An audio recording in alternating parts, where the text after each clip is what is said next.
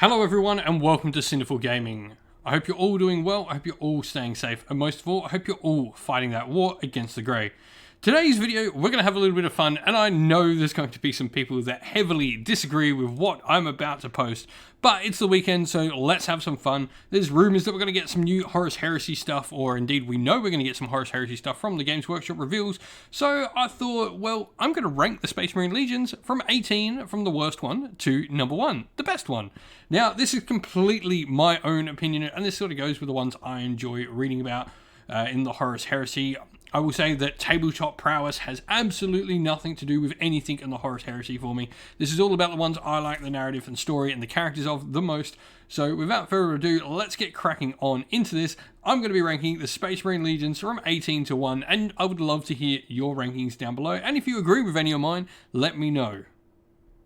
Number 18, Iron Hands. This for me is pretty simple. I just don't find them interesting. I don't think their sort of quirk or anything about them is particularly interesting narrative-wise to me. They just don't do it for me. Even in Warhammer 40,000, I much prefer like Sons of Medusa and the narrative behind them than rather the Iron Hands. Yeah, nothing about them sort of just catches me like any other Space Marine Legion. All the other Legions have something really cool about them, and I feel the Iron Hands are just a little bit flat. Number 17, the Death Guard. Another one that really, they don't sort of stick for me in any positive way.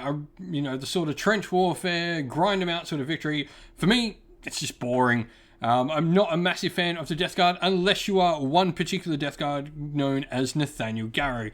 And sort of those knights and all that sort of stuff in his story throughout the Heresy is one of my favourite parts of the Heresy. But they're not Death Guard at the end of the day. They become something else. Death Guard for me rank pretty low.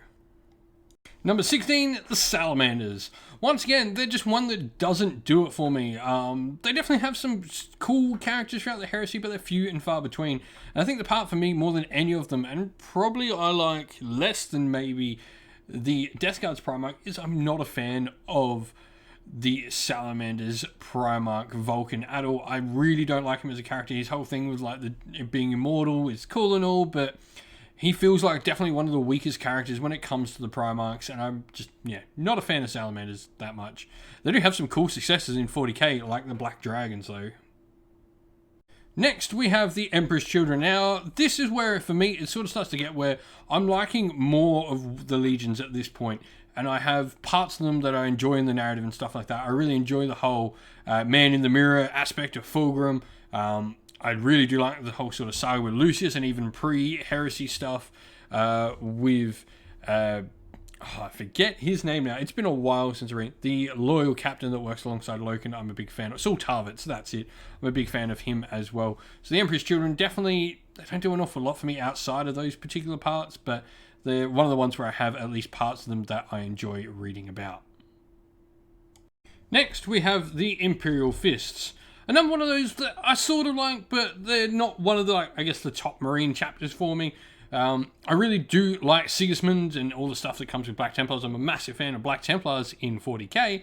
But the Imperial Fists, I think, outside of maybe Sigismund and I forget the name of the Crimson Fist character that becomes, the chapter master for them in the future, I'm not really drawn to many things inside the Imperial Fists. I just find Siege Warfare in general a little bit boring.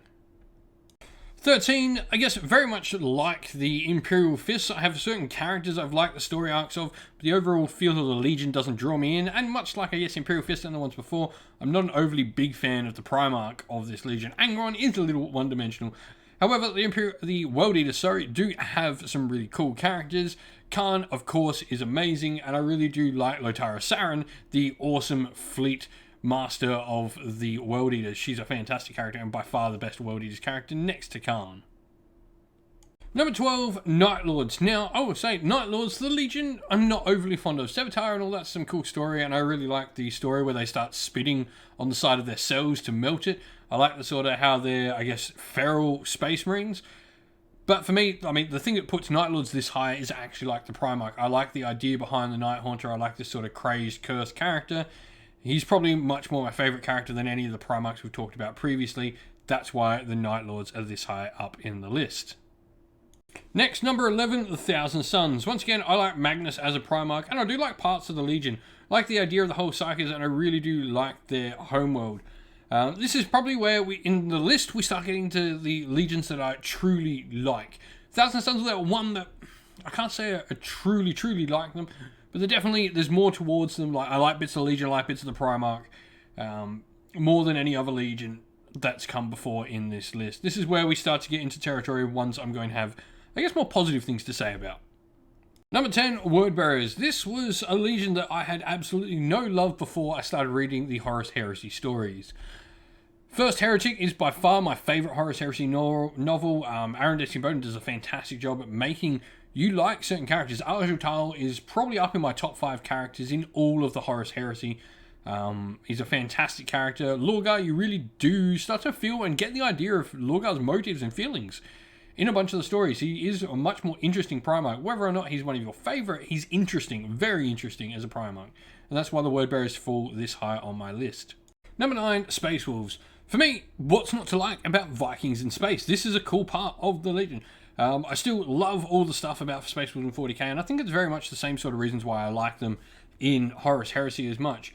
Russ is a really cool Primarch. I like the whole Slayer. I like all the lore bits you get with the teasers that he's actually killed 2 of the other Primarchs. The 2 missing ones, obviously. And also, they're just a cool Legion. I like the Brotherhood sort of aspect to them, on like the Viking sort of theme to them. It's cool. I like Vikings. I like Space Wolves. Number 8, Iron Warriors. So, Iron Warriors are another Legion, much like the Word Bearers, where I didn't really care much for them pre the Horus Heresy novels and me reading them.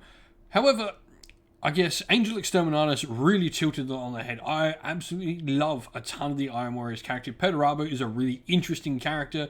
His reason for the fall and just pure spite is really fun, interesting story to read. Well, it might be, I guess, you can sort of look at it as one of the more boring ones. I think they did tell the story well on like why he's sort of like hatred. He doesn't like that he is this sort of backline worker while the other Space Marines are out earning the glory. His Legion is sort of the one that digs the trenches and fights the long war and all of that. And it really makes for an interesting story. I like the Iron Warriors and their whole sort of aspect of like how they have their captains and their warrior brotherhoods and all that. Also, like them playing Warhammer in their ships in Angels Exterminatus is one of the coolest things in the whole Horus Heresy. I'm a big fan of Iron Warriors. I really grew on me during the Horus Heresy novels. Another Legion that really grew on me through the novels was White Scars. Once again, not one that I really was too familiar with or really cared all that much about in 40k, but when we started reading the Horus Heresy, they really grew on me. I like the Shogrian sort of war. I like the Khan sort of background. I like the story that they built as well, that the Khan was one of the ones that Horus really didn't want to fight, and hence why he sent him out on that warfare on the very fringes of the galaxy. Their novels are just really strong. Scars is one of my favourite stories in the whole Horus Heresy. I like how half of it starts to begin and then choose to side with Horus. That whole novel there is fantastic and really made me enjoy this Legion. Number 6, Dark Angels. For me, these were a bunch of stories in the Horus Heresy I really enjoyed, and I really sort of enjoyed learning about the Lion. I like the Lion as a character. I like a lot of his sort of lieutenants and the stories. I guess the only one I was upset with is when one of the 2 brothers randomly doesn't make it to that final confrontation. But the Fallen is a really cool aspect of the Dark Angels as well. I really like that sort of story arc. I think it's a really strong story. You know, the jokes about the Dark Angels, whether they're heretics or not, I like them. I like the story. They're interesting and intriguing. Whether they're loyalists or heretics, doesn't matter for me. They're a cool Space Marine Legion. Number 5, Ultramarines. Another one, like, these guys are considered the cookie cutter sort of generic Space Marines, but I really do think in the Horus Heresy, Guilliman doesn't get the respect he deserves. He is really interesting and cool as a character. I like the whole Imperium Secundus sort of storyline that goes through it.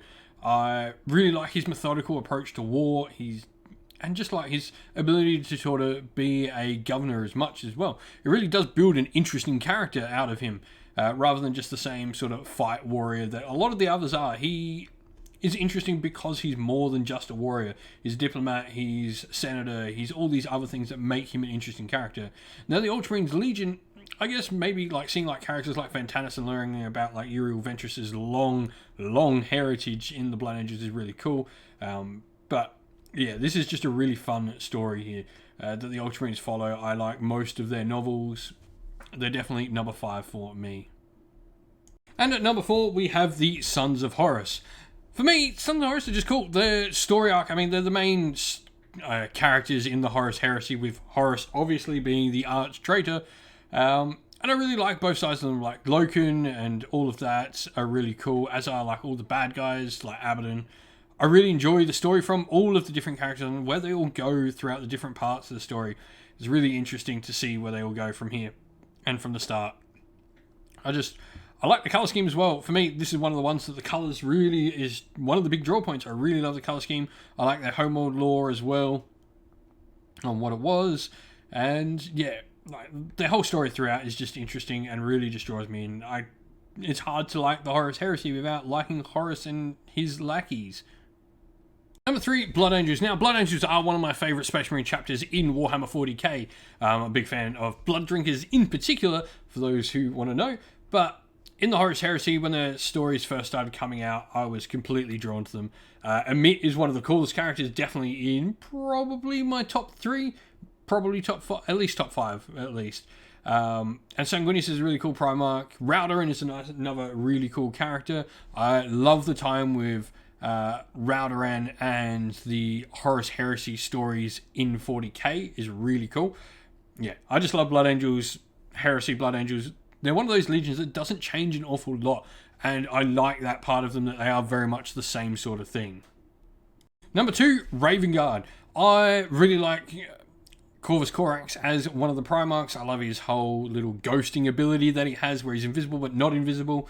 It's a really cool ability. Him as a character as well, like his fighting style and how like he's one of those overlooked Primarchs on being really, really good in a fight. Gulliman really respects him as a warlord as well. He's just interesting. His Legion is really cool. I like the story on the whole like corrupted gene seed from the Raven Guard and all the monsters that he makes, having gone and got the Emperor's I guess information on how to make more Space Marines is really cool. So yeah, all of that's really interesting for me on like the whole production of Space Marines, speeding it up, and the monsters from that. And well, that'll lead into who my favourite is. And number 1, Hail Hydra.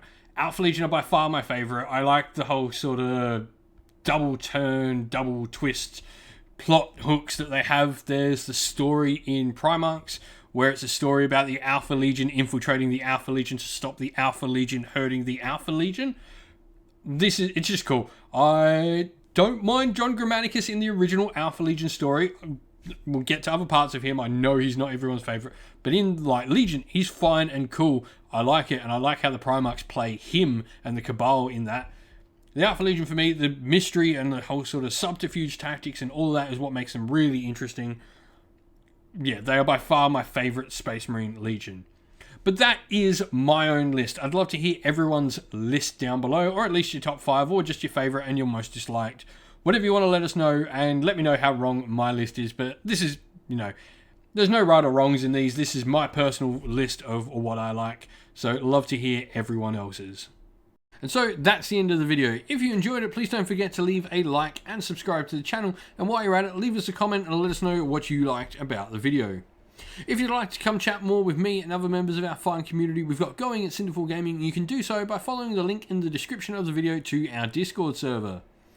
Lastly, if you'd like to help support the channel in another way, you can do so either by joining our Patreon or YouTube members. Our Patreon and YouTube members help decide what content we do on the channel.